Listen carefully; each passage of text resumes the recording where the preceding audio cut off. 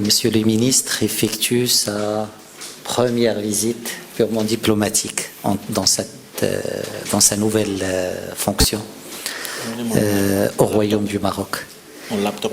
Et c'est pour nous une source de fierté que cette visite se passe au Maroc. Ça reflète la qualité de la relation bilatérale. Ça reflète aussi le caractère exceptionnel et très spécial de cette relation. Une relation portée par Sa Majesté le roi Mohamed VI et son Excellence professeur Alpha Condé, président de la République de Guinée. Les deux visites royales à Conakry en 2014 et en 2017 ont créé une dynamique nouvelle dans les relations bilatérales. Les 6 visites de son Excellence professeur Alpha Condé au Maroc ont permis également d'insuffler une impulsion forte à nos relations bilatérales.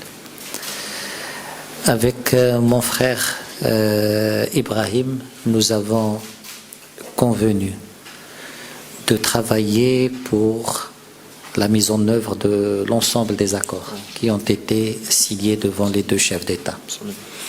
Une grande partie de ces accords ont été complètement mis en œuvre. D'autres nécessitent un accompagnement pour une mise en œuvre complète et rapide. C'était également l'occasion de remercier la Guinée, le professeur Alpha Condé, pour le soutien permanent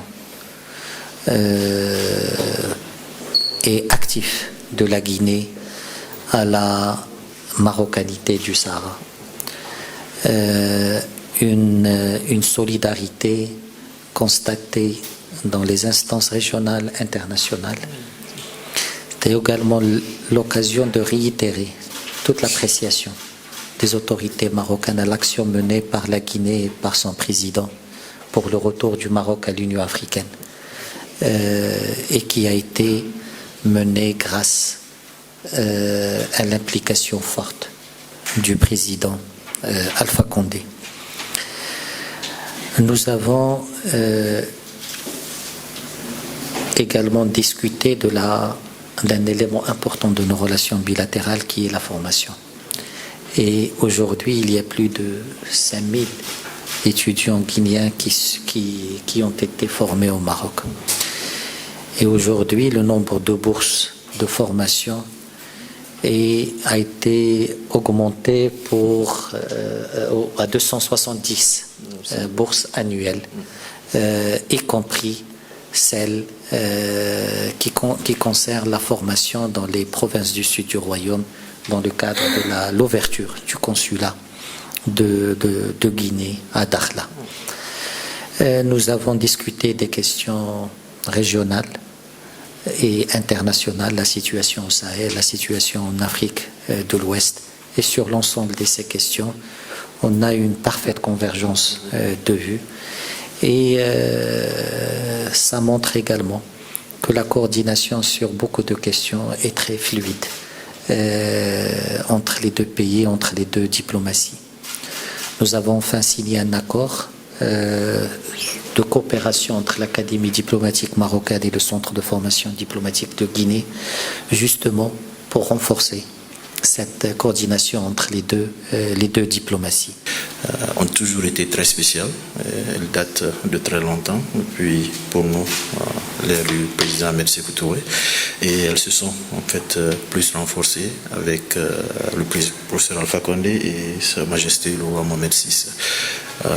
Nous savons, nous Guinéens, que le Maroc a toujours été là pour nous quand les choses n'étaient pas toujours très simples, et je tiens au nom du gouvernement guinéen et de son président, professeur Alpha Condé, à remercier le royaume du Maroc et Sa Majesté le roi pour tout l'appui qui nous a été apporté, surtout lors de notre épidémie dévastatrice d'Ebola. Nous nous souvenons que le Maroc a été l'un des rares pays qui avait gardé ses frontières et ses lignes aériennes ouvertes qui ont permis l'acheminement du matériel humanitaire en Guinée.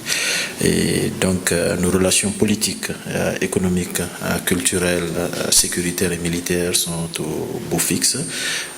Nous avons la plus forte communauté d'étudiants guinéens à l'étranger vivant au Maroc, et nous remercions M. le ministre aujourd'hui qui nous a accordé une quarantaine de bourses de plus pour les divers domaines de formation. Et finalement, comme M. le ministre l'a dit, nous avons procédé aujourd'hui à la signature d'un accord de formation, de coopération entre nos deux centres de formation, le centre de formation perfectionnement diplomatique à Conakry et l'Académie diplomatique du Maroc. Cela va sans doute participer au renforcement de capacités du ministère des Affaires étrangères et des Guinéens de l'étranger.